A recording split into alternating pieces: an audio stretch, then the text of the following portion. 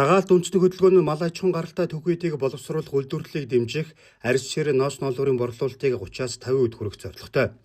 Энэ зорилгын хүрээнд төвхөдийн бэлтгэлийг хөдөө аж ахуйн биржээр дамжуулах гэсэн заалтыг хэрэгжүүлэх үүднээс арьс ширэн төвхөд бэлтгэл 2025 хилцүүлгийг Арангаан аймагт 10 дугаар сарын 22-нд зохион байгууллаа. Хилцүүлэгт аймагуудын мал аж ахуй болон хөнгөн жижиг дунд үйлдвэрээр хариуцсан мэргэжилтнүүд хоршоодыг арьс ширэн төвхөд бэлтгэлийн хилцүүлэг 2025-д хамруулсан байна. Мөн мэдээлэлээр хангах чадварчуулах биржийн арилжаанд бэлтгэх вакцины системийг сурчлан таниулах, давтан сургах замаар төвхөд бэлтгэлийн чанар стандартыг сайжруулахад чиглэжээ. Хилцүүлгээр зээлийн батлан даалтын сангаар дамжуулан хөнгөлөлттэй зээлдэх хамрагдах, хөдөө аж ахуйн биржээр дамжуулан төвхөд бэлтэх ямар боломжууд байдаг талаар мэдээлэл өгч санал солилцсон байна. Үндэсний үйлдвэрлэгчид хошоодоос шууд төвхөдөө бэлтгэж чанар хамгаалалтын шаардлага хангасан чанартай төвхөдийг бэлтгэх үйлдвэрлэгчид чанартай төвхөдээр чанартай бүтээгдэхүүн үйлдвэрлэх суурь нөхцлүүд бол бүрдэж байна. Гэхдээ аршины үйлдвэрлэлийн салбар жишээлбэл 27 үйлдвэр үйл ажиллагаа явуулж байгаас Дархуул аймагт 2, Өвөр хангай аймагт 1, 24 үйлдвэр нь Улаанбаатар хотод байна.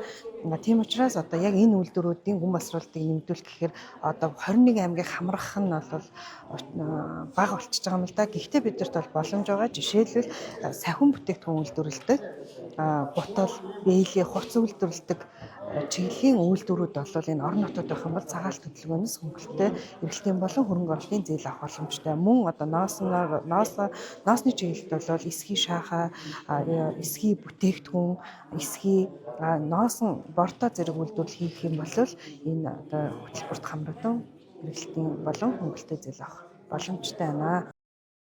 Энэ үеэр хангаан бүсээс авсан арьс ширээр хийсэн зарим бүтээгдэхүүний танилцуулга үзэсгэлэн гаргасан байна.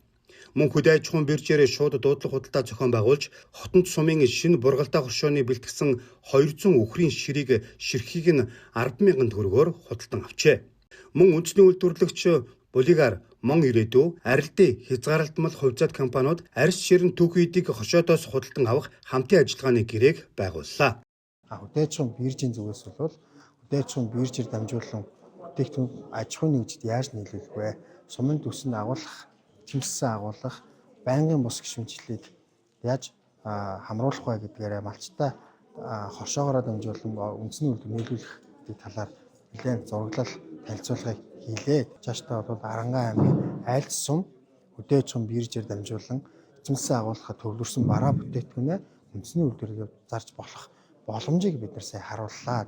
Хилцүүлгийг Хүнс хөдөө аж ахуйн үйлдвэрийн яамны хөнгө үйлдвэрлэлийн бодлогын хэрэгжилтийг зохицуулах газар, хөдөө аж ахуйн бирж, зээлийн батлан даалтын сангийн хангаан бүс, цагаалт төрийн бүс байгууллага, Монголын арьс ширний үйлдвэрлэлийн холбоо, аймгийн Хүнс хөдөө аж ахуйн газар хамтран зохион байгуулжээ.